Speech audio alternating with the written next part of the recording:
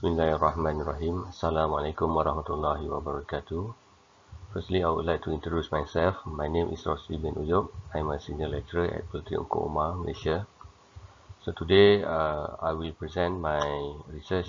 The title of my research is "Do Incentive Method in Persuading Company to Voluntarily Submit XBRL Reports."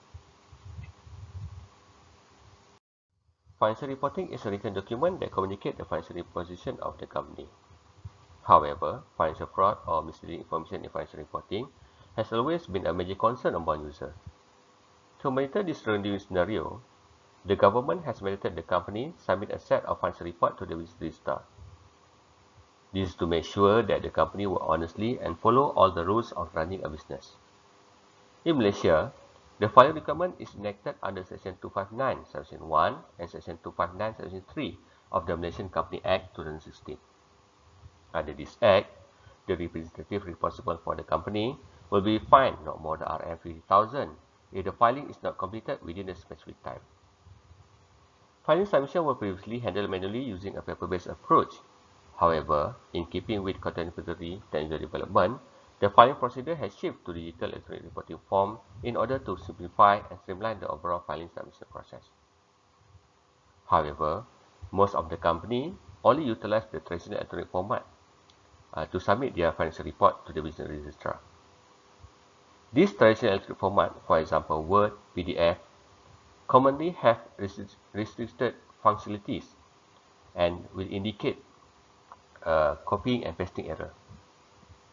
However, this issue can be remedied by utilizing the Extendable Business Reporting Language XBRL format. XBRL is an open standard language that facilitates information modeling and the expression of semantic meaning. Using XBRL, it can fix copying and pasting error. Besides, XBRL is widely regarded as the best open standard language for electronic report communication. And now, XBRL is being used for regulatory and supervisory purposes by more than 180 organizations worldwide. In Malaysia, the business registrar has utilized this XBRL format by introducing the XBRL submission platform known as Malaysian Business Reporting System (MBRS) in 2019. To encourage Malaysian companies to submit in XBRL format, the authorities in Malaysia have invested heavily in promoting the use of XBRL-based filing platform. They are also offering incentives such as free training, consulting, and technical support to encourage them to submit in form of XBRL. XBRL reporting has been acknowledged in terms of implementation, but adoption has been difficult to gain traction. In Malaysia, after a year of XBRL implementation, only 3.6% of Malaysian audited companies use XBRL for online filing submission report. The authorities in Malaysia have invested heavily in promoting the use of XBRL-based filing platform by offering incentives such as free training, consulting, and technical support. Is the adoption of electronic reporting still low? According to expectancy theory, providing incentive may encourage failure to use XBRL in report submission. However, according to studies on the use of e-filing system and food safety, there is no evidence that incentive affect moderate user. Furthermore, no empirical study have been conducted to investigate the relative effect of incentive, particularly in XBRL studies. Therefore, using the technology acceptance model termed as the underlying theory, it is critical to investigate the incentive variable to determine whether it persuades failure to use XBRL. This study attempts to fill in the gap by investigating the monitoring effect of incentive. So this is my study research framework. So as mentioned before, technology acceptance model has been used as underpinning theory. Besides the technology acceptance model, I also integrate incentive as a moderator variable between the intention to use and user behavior, as according to expectancy theory. Next, I will explain the methodology used in this study. For research design, this study is a cross-sectional and quantitative design with survey questions employed to obtain data from target respondent. For sampling, this study used convenience sampling, and the target respondent for this study is MIA member who are involved in preparing and submitting financial reporting filing to SSM. According to the MIA website, there are 28,206 MIA members. So this study used Gresty and Morgan estimation table. So the suggested sample size is 379. For data collection, two strategies has been used, which is first by using email, which is based on the screen list obtained from the MIA directory. And the second strategy is distribute the survey questionnaire during the MRS training session, which is 6 online MRS training session was involved for the process in the process of the distributing the survey questionnaire. At the end of the data collection, 261 data has been successfully collected, and the process of the data collection has involved 6 months, began in 1st January and end on 30 June 2022. For statistical method, two software has been used, SPSS version 23 to analyze the descriptive statistic, and the second by using the SmartPLS 3.0 to measure the measurement model assessment and structure model assessment for hypothesis testing. This is the analysis for demographic segment. So as you can see, the majority of the respondents, 98.4%, were adult between the age of 41 and 50, with more than half of them female, 57.8%. Furthermore, the vast majority of respondents, 71.7%, were in small practice, as opposed to mid-tier 25% and before 2.5%. In terms of experience, more than half of the respondents, 98.4%, had more than 16 years of work experience. Next is the analysis on the measurement model assessment. So as we know, the purpose of assessing the measurement model is to confirm that the item measures the same construct as intended, reflecting the instrument reliability and validity. So 4 tests has been used: individual item reliability test, internal consistency reliability test, convergent validity test, and discriminant validity test. All 4 tests has been successfully conducted, and the item reflecting the instrument reliability and validity. And this is the structure model assessment. So as we know, the structure model assessment has been conducted to test the hypothesis testing.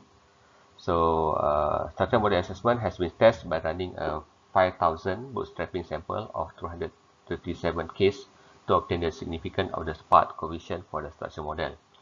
So the significant level for this study is 1.96 at the level of 5%, according to Hare et al. 2019. So based on the result, 2 hypotheses, which is hypothesis 3 and hypothesis 6, has been rejected, and other hypothesis has been accepted. Next is the evaluation of the moderating effect strength. So as I mentioned before, the result of hypothesis testing for moderating effect were empirically supported.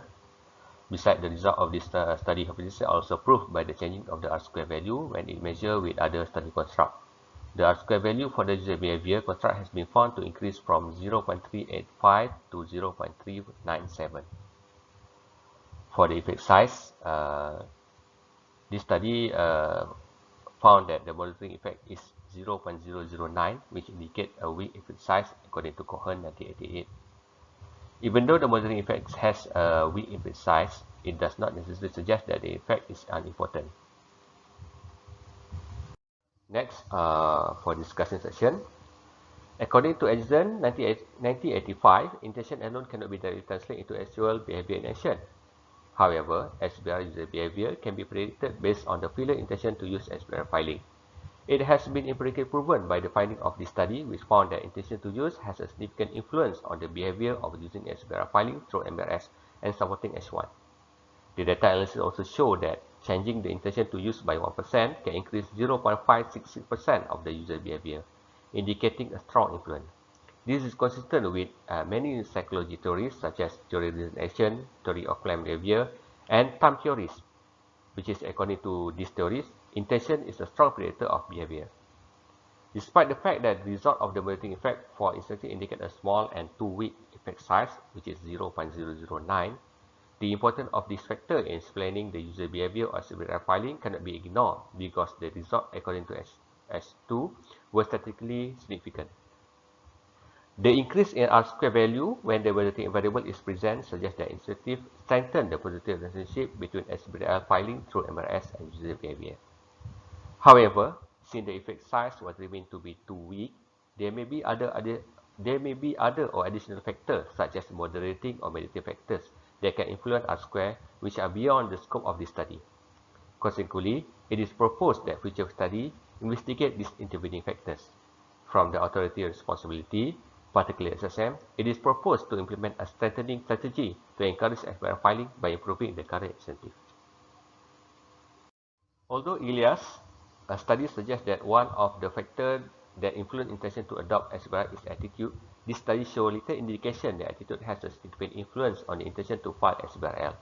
According to the result of S3, while attitude was found to have positive relationship with intention to use, it did not have a significant influence on the intention to use XBRL filing via MRS.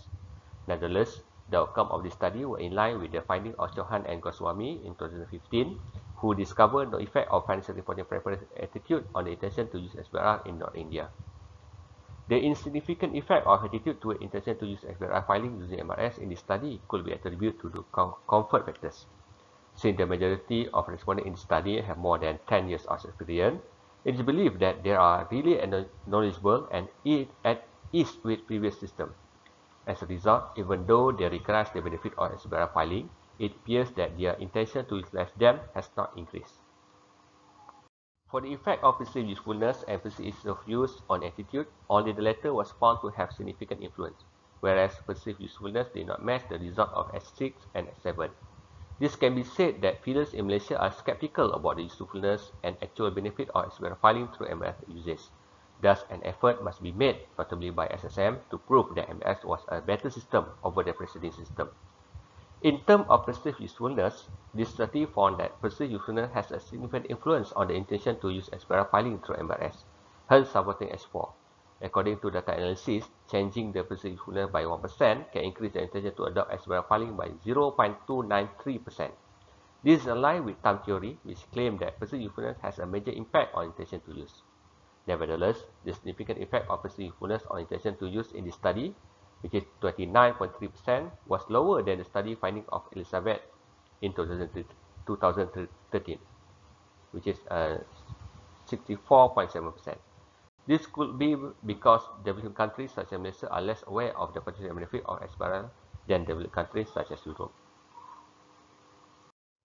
Finally, the finding of this study revealed that perceived ease of use has a significant influence on the intention to use XBRL filing through MRS, thus supporting S5. This fits with time theory and is supported by previous XBRL research, which found that XBRL intention is described by perception of ease of use and complexity.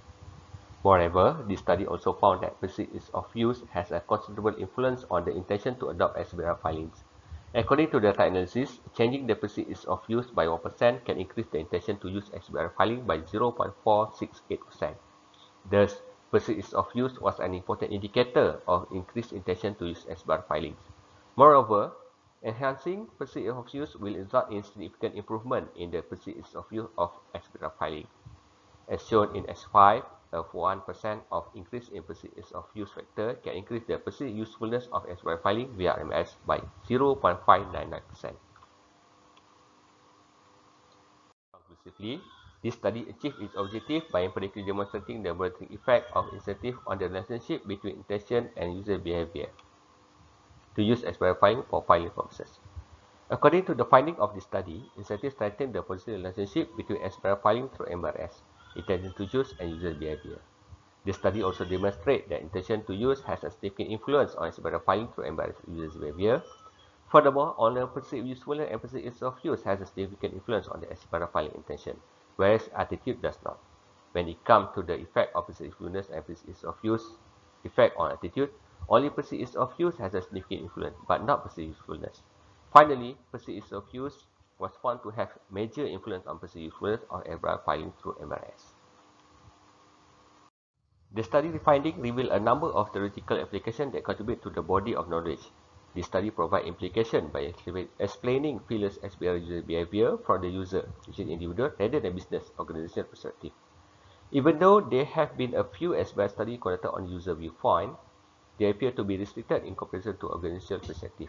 Moreover, to the best of author knowledge, this is the first study that examined the motivating effect of incentive in SBR adoption studies. Second, in contrast to previous research that focused solely on intention behavior, this study, on the other hand, improved understanding by providing empirical evidence to explain users' behavior for SBR filing. Third, since this study was conducted in Malaysia setting, which is SBR through MBRS, this increased the overall understanding of SBR adoption studies. Fourth, as far as the author is concerned, only a few SBR studies have used thumb theory in SBR adoption studies. This study improved understanding by conducting empirical investigation from the perspective of filler who use SBR and employing thumb theory. Aside from adding to the existing body of knowledge, the finding of this study has policy implications for authorities seeking to develop effective life. First, it was empirically proven in this study that the intention to use has a significant influence on the user's behavior of SBR filing through MBRS. Therefore, it is recommended that authorities develop an adequate plan to enhance filler intention to use SBR, such as ensuring the system itself receives good and continuous system maintenance and providing outstanding support service. Second, despite the fact that motivating effect of incentive indicate a weak effect size, it has been empirically demonstrated that the incentive strengthen the positive relationship between SBR filing through MBRS intention to use it and user behavior. As a result, it provides a general idea for authorities and policymakers that want to integrate SBR technology into their system and provide incentive to persuade users to use it.